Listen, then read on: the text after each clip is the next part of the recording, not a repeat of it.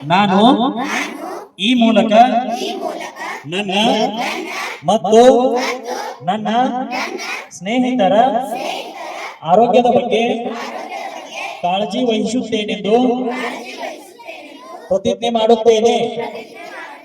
ಅನಾರೋಗ್ಯ ಪೀಡಿತರಿಗೆ, ಅದರಲ್ಲೂ ಮಕ್ಕಳಿಗೆ ಸಹಾಯ ಮಾಡುತ್ತೇನೆ.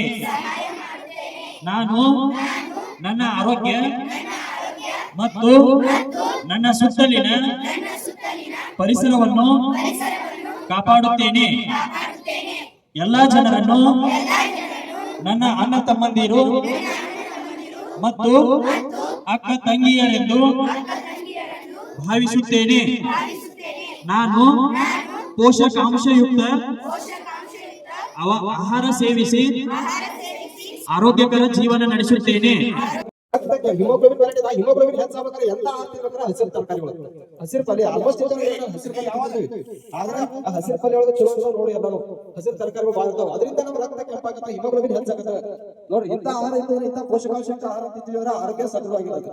ಅವು ನಾವ್ ಎಷ್ಟು ಆರೋಗ್ಯ ಆಗಿರ್ತೀವಿ, ನಮ್ಮ ಸುತ್ತುವರಿ ವಾತಾವರಣ ಅಷ್ಟು ನಾವು ಸಂತೋಷ ನೋಡ್ಕೋಬಹುದು. ಮೆಂತೆ ನೀರನ್ನು ಕುಡಿದರೆ ರಕ್ತದೊತ್ತಡ ನಿಲ್ಲುವುದು ಕೇಳಿ ತಿಳಿರಿ ನಾಡ ಜನರೇ.